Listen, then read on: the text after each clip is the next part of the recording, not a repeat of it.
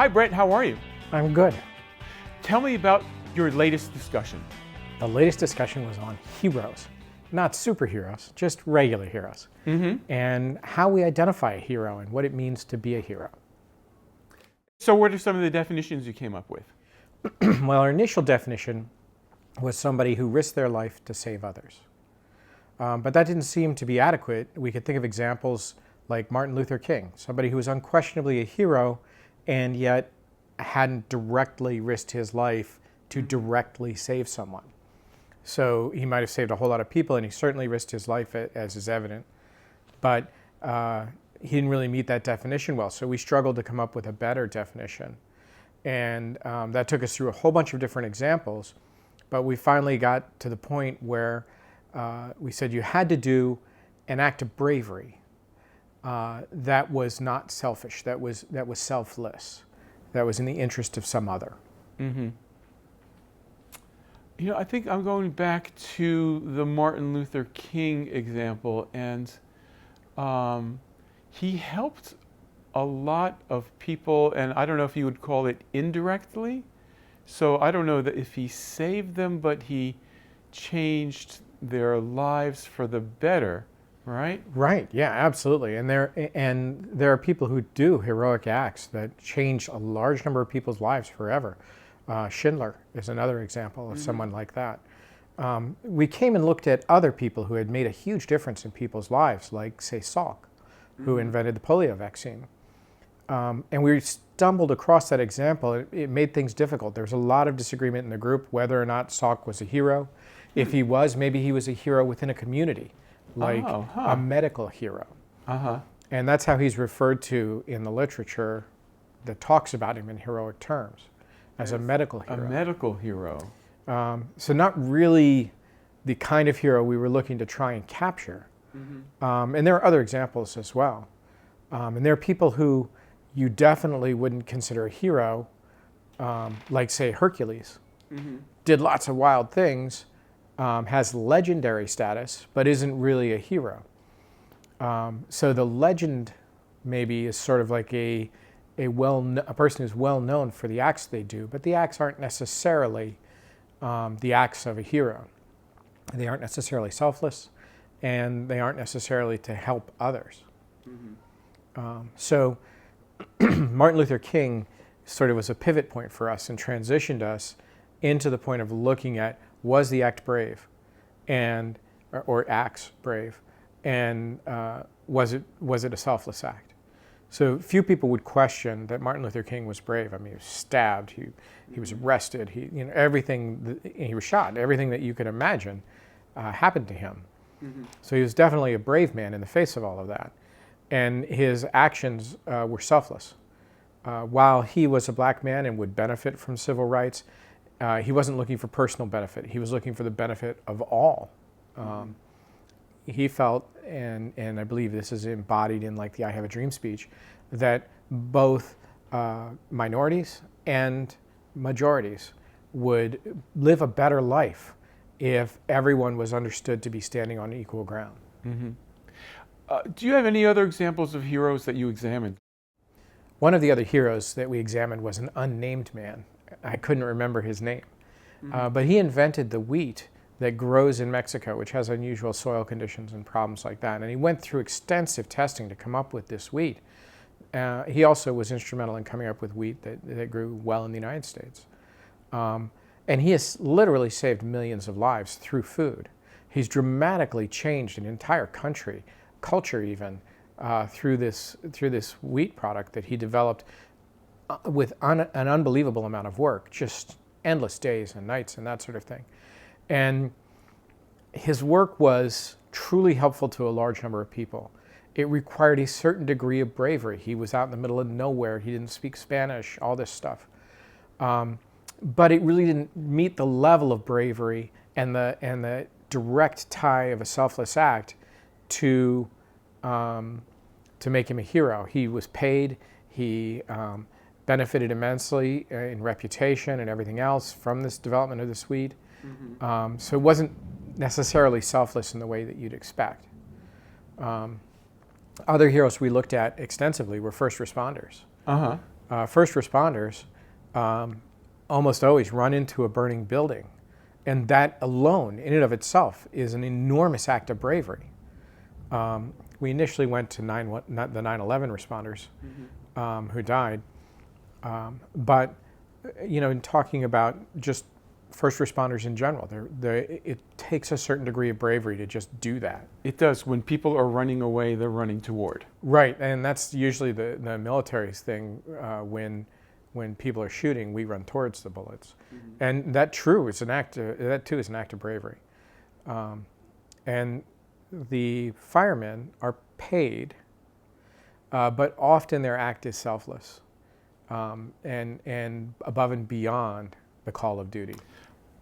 There's a certain personality type. I don't know many firemen, but the ones that I've met do have they're like their own club. There are many like personalities that gather there. That's true, and they reinforce and support each other in a really almost a familial way.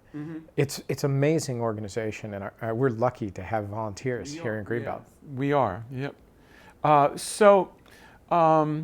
Where else did the conversation go? Well, we looked at people who do something that's brave and selfless, but aren't necessarily heroes. Like if a lifeguard jumps into a pool and saves someone from drowning, that could be a brave and selfless act, but that's his job. Right. If that same person is walking by another pool and jumps in and saves someone's life, he might be a hero. Right. But I'm thinking, in the first case, the person he saves will say, "You're my hero." Absolutely. Right? Yeah. Yeah, and we did touch on personal heroes, people who have made such a tremendous difference in your life that it's hard to imagine living without them. Yeah. Or you can see the course of your life take a turn for the better with that person's arrival. So I wonder if you touched on what makes a hero, because I guess people won't know until they're in their circumstances, and often they just act, right? Right. Some people are heroes through continuous action. People who constantly, like Martin Luther King, constantly doing the right thing over and over and over. No one act is particularly in and of itself dramatically heroic. He didn't pull someone away from a bus or something. But it's the collection, the huge collection of those activities that defines the heroism. And so some people are gradual heroes. Right. Heroes through their character. What they do is just live a heroic life. And there's scale. Martin Luther King affected millions, right? And then you have other heroes who might affect only one person or a small group, right? Right. So we considered scale. We talked about it. It came up with Salk. The reality is that it's what makes you a hero isn't the scale. The scale doesn't matter. And once you reach that sort of status of being a hero or being acclaimed as a hero, identified as a hero, it doesn't become more if you do it again. You're just a hero, right? And I don't mean to say just a hero, but you're a hero. You're not a double hero or a quintuple hero or something like that. So scale doesn't really matter. I wonder about the people who perform heroic acts and no one is there to witness it or tell about it. Yeah, we did address that. We said, suppose, and we took the traditional example of somebody who jumps on a grenade to save his platoon, and then subsequently the entire platoon is shot. Yeah. Well, the act was still heroic. Yeah. It doesn't matter, and that person was still a hero, even if nobody knows. Yeah. I thought of a similar combat thing where if a whole small unit is wiped out, you'll never know. You never know. No. We did think of an example where somebody knew they were going to die. And we took a very extreme example of someone who had terminal cancer, had decided to end their own lives, had purchased the medications to do so, and was planning on doing it tomorrow at 10 o'clock. So they knew they were going to die.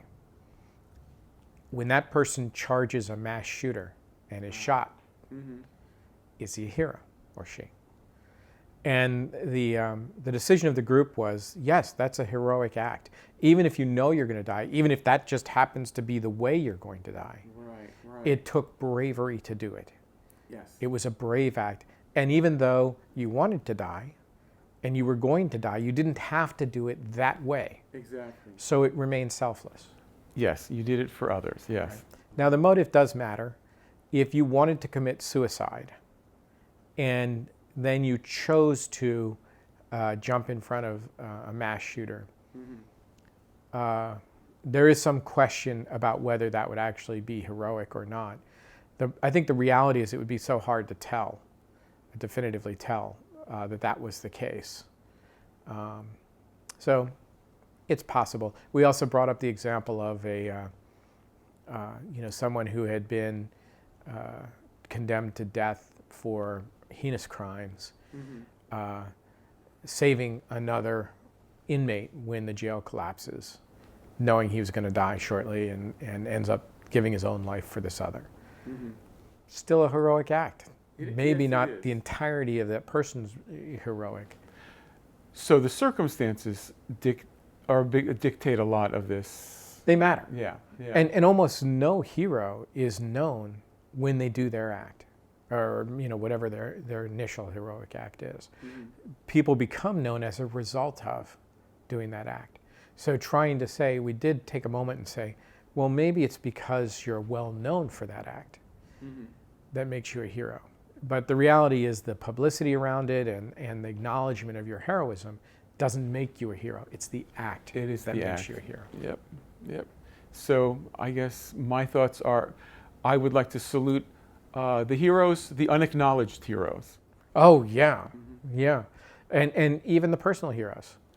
Go out and tell your personal hero. Right. I think nothing but good could come of that. Well, thank you very much.